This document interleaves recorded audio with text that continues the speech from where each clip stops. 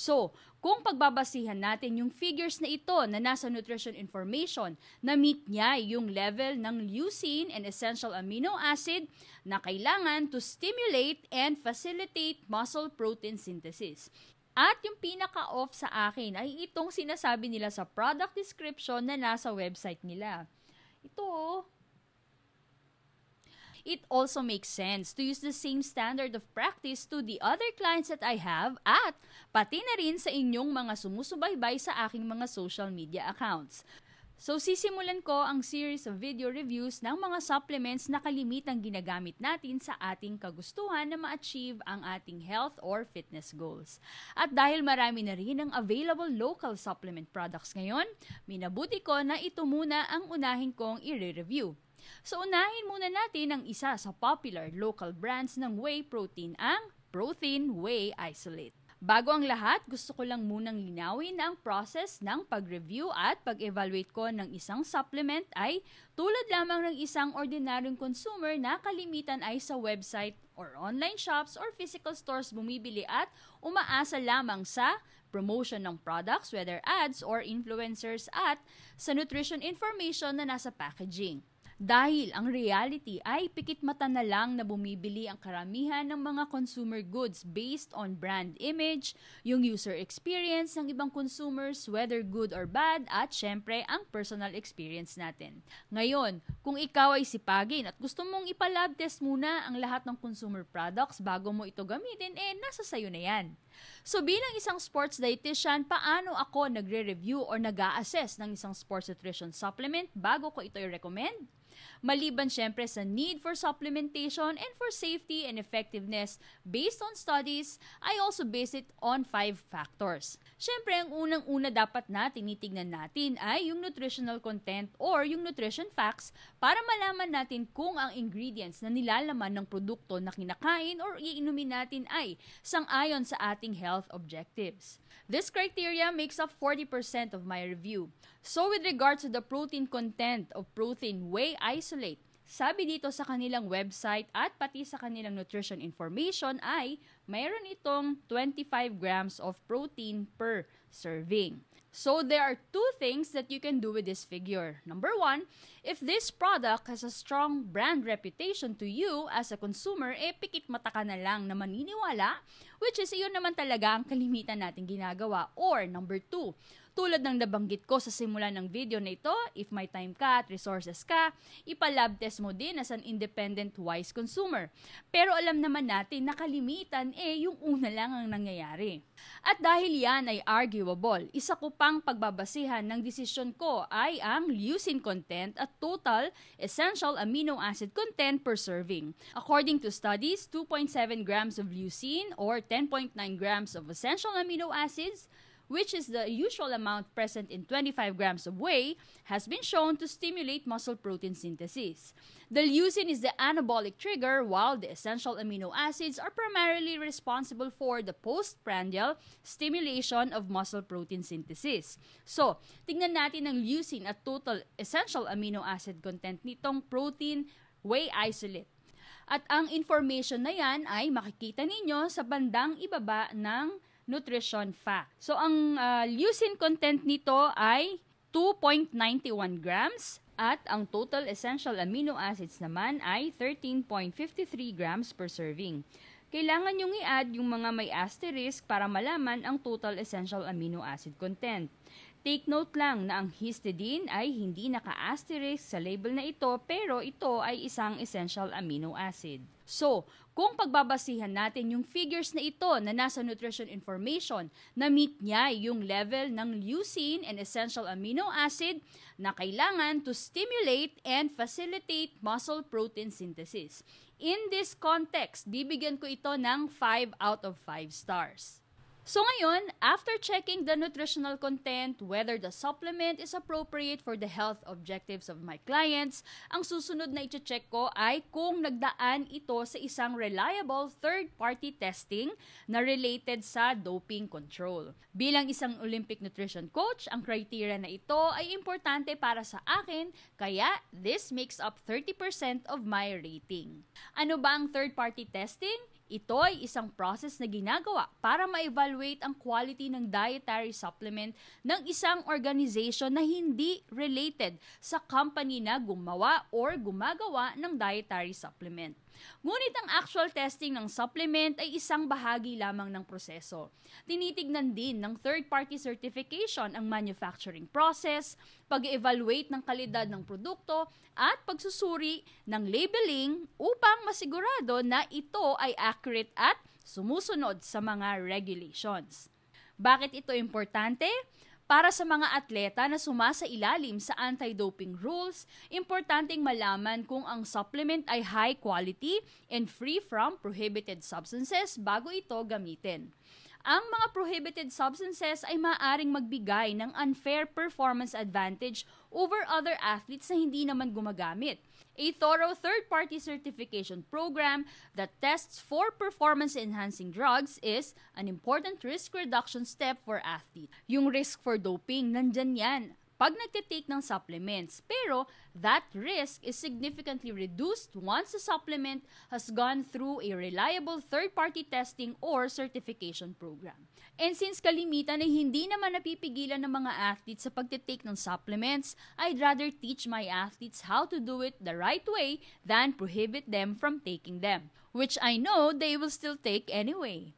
So the supplements or ergogenic aids that I recommend to my athletes are either Informed Sports or Informed Choice Certified or NSF Certified for Sports. At dahil sa ganitong safety standard ko pinipiling payuhan ang mga athletes na aking tinutulungan, it also makes sense to use the same standard of practice to the other clients that I have at pati na rin sa inyong mga sumusubaybay sa aking mga social media accounts. Unfortunately, ang ProThin ay walang third-party testing or certification. Maaring ngayon ay lab-tested na po sila, pero ito ay iba po sa international standard ng third-party certification programs. Para sa akin, ang lab testing ng mga supplement brands, hindi lang ng protein powders ay nararapat lamang na bahagi ng quality control measures ng isang supplement para masigurado ng manufacturer na ang produktong kanilang binibenta ay of topmost quality. Nakalagay sa packaging label ng ProThin Whey Isolate na ito ay lab-tested at FDA approved. Okay naman ito, but for me as a sports dietitian practicing in elite-level sports, that's just the bare minimum. Dahil hindi ito third-party tested, ngunit lab-tested at FDA approved naman, I will give it 2 stars out of 5. Sunod na titignan naman natin ay yung mga claims o yung mga nakabandera o naka-highlight na ingredients at ito supposedly ay may kinalaman doon sa health objectives natin. At dahil mabilis tayong maakit sa packaging na visually appealing, kadalasan ang mga nakabandera na ingredients ang dahilan kung bakit binibili na natin ang isang produkto without really understanding what it does. Medyo maselan ako sa mga ganitong marketing tactics ng mga brands at importante para sa akin na suriin munang mabuti ang accuracy at relevance ng mga claims na ito. So, ang validity of claims bilang criteria ko makes up for 20% of my rating. So, sa particular na product na ito, ang mga naka-highlight sa packaging ay number 1, ito ay whey isolate. Number 2, yung BCAA content. At number 3, ang product na ito ay gluten-free. So, pag ito po ay evaluate natin, kailangan nating tignan ng ingredients list. So, tama naman, ang primary ingredient niya ay whey isolate. Ang whey isolate kalimitan ay may mas mababang lactose, fat, at cholesterol content compared to whey concentrate. Ang BCAA or branched chain amino acids ay binubuo ng 3 sa 9 na essential amino acids. Ito ay ang leucine, valine at isoleucine. So tinota lang ang values ng 3 ito na makikita dito. Pero para sa akin, hindi na kailangan pang i-highlight ang BCAA content nito dahil tulad ng nabanggit ko na pagdating nga sa muscle protein synthesis, ang kailangan na makita natin ay ang total leucine at essential amino acids na meron naman ang supplement na ito. Pwede ninyong panoorin ang video sa link na nasa description ng video na ito kung gusto ninyong malaman kung okay ba ang BCAA supplementation as it relates to muscle building. At tungkol naman sa pagiging gluten-free ng product na ito, so far, based on the label, all ingredients listed are gluten-free since none of them came from grains naman. Take note lang na this is assuming na accurate ang ingredients list at pure ang ingredients na ginamit. Yung isang puzzling lang para sa akin dito ay yung presence ng L-carnitine sa supplement na ito. Kung babasahin kasi natin ng ingredients list, makikita na nakalista sa bandang dulo ng ingredients list ng product na ito ang L-carnitine. Yung whey isolate na may L-carnitine ay kakaiba lang para sa akin kasi hindi naman talaga indicated sa nutrition facts kung ilang milligrams or grams per serving ng L-carnitine ang nilalaman nito per serving. So, ano ba ito? Nagkamali lang ng printing o meron ba talaga? So, hindi natin alam. Kasi naisip ko baka nga nagkamali lang kasi yung computation ng calories from fat ay hindi din accurate. So, kung sinasabi dito sa label, based dun sa nakalagay sa kanilang website, na ang total fat ay 0.5 grams and 1 gram of fat has 9 kilocalories or calories, so dapat 4.5 kilocalories ang nakasulat na total calories from fat. Pero kung titignan natin sa label, ang nakasulat dito ay 18.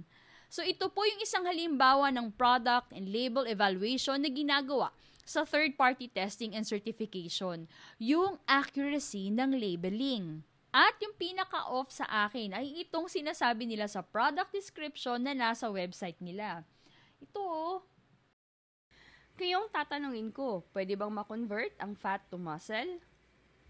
Para sa kalaman ng lahat, pero alam kong alam nyo ng lahat ito. Magkaibang tissue po ang muscle kumpara sa fat, kung kaya't physiologically impossible na mangyari ito. Parang sinasabi na rin na pwedeng ma-convert ang buto sa dugo. Napaka-basic po nito, and for this brand to put this very false claim sa product description nito, it should now make us think about the accuracy of how they market and promote. Hindi lang yung produktong ito, ngunit pati na rin yung ibang produkto nila.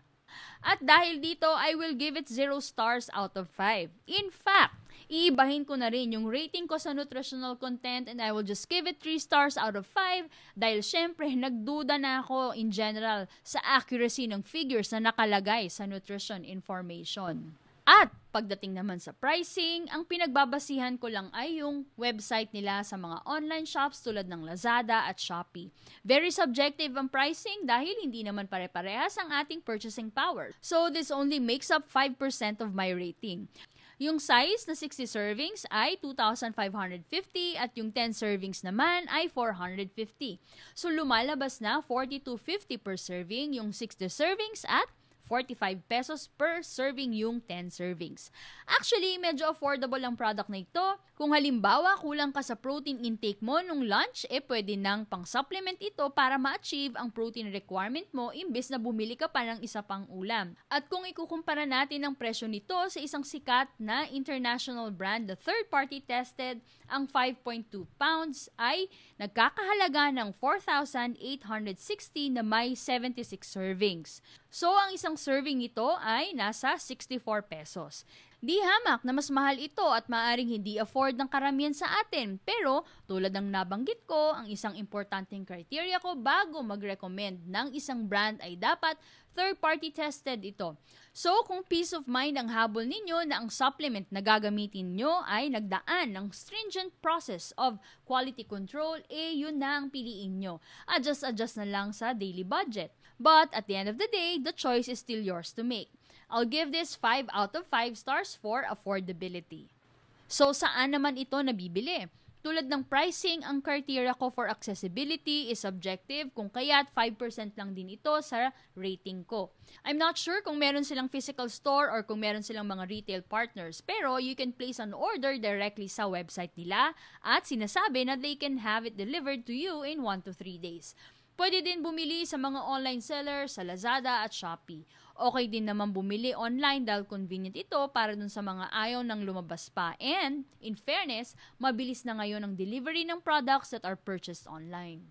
Pero may pagka-old school kasi ako at gusto ko na may physical store na pwedeng puntahan as an option just in case na ubos na talaga yung supplement ko at hindi ko na kayang maghintay ng ilang araw. Also, gusto ko din na pwedeng isoli at mapalitan agad yung product just in case may defect. Dahil mas preferred ko ang may physical store, I will give this 3 out of 5 stars. So ayan, na-discuss ko na sa inyo kung paano ko ini-evaluate yung mga supplements bago ko ito i-recommend or not sa mga athletes and clients that I cater to. So overall, ang protein supplement na ito or ang protein whey isolate na ito ay merong 2.2 stars rating coming from me based on my evaluation. Hindi ko hangarin na siraan ang brand na ito. Of course, gusto nating i-promote ang mga locally made products and supplements no na meron tayo dito, and really the main goal of this review is for the manufacturers to enhance the quality of locally made supplements no, and also for our consumers to become more aware and become more intelligent in terms of choosing the right brand and right products that they should consume, because at the end of the day, we're not just after enhancing the performance of our athletes, and even kung nag-gym kayo, 'di ba? Gusto niyo lang magpalaki ng katawan, hindi lang yung short-term goals yung kino-consider natin dito, but rather also to protect your overall health. To make sure that even if you are taking supplements, we have to make sure that you still are or will be in optimum health. Okay? Ayaw natin na masyado lang tayong nakatutok sa short-term goals natin without even looking at the future implications of our actions. So gusto lang po namin kayong tulungan sa aspetong ito by reviewing supplements based on how I, as a practitioner or nutrition professional in the elite level sports, has been doing this. So to the owners of Protein, I do believe that you guys can really improve on your product. With regards to the labeling, no, yung mga typographic errors dun sa label based dun sa nakita ko sa website ninyo, even some of the claim, katulad nga nung sinabi ko kanina that it can help convert fat to muscle. So, I hope that you can improve on it. Siyempre, gusto ko mag-succeed kayo, 'di ba? Dahil Filipino brand 'to Filipino product. So, tulong-tulong tayo, no, para maiangat ang bawat isa. So, yun naman po yung main objective natin. But I also acknowledge and I commend you for having your product lab tested para at least kahit papano merong peace of mind yung mga consumer o yung mga taga-tangkilik ng product ninyo na yung quality ng protein or yung amount ng protein na meron dun sa whey isolate na binibenta ninyo ay accurate, no? At dyan po nagtatapos ang review na ito. Sana po ay nakatulong kami sa inyo para mas maging wise na consumer pagdating sa mga supplements na pinipili ninyo upang tulungan kayo sa inyong mga health and fitness goals. This is CJA at magkita-kita po tayo sa susunod na video. Mabuhay!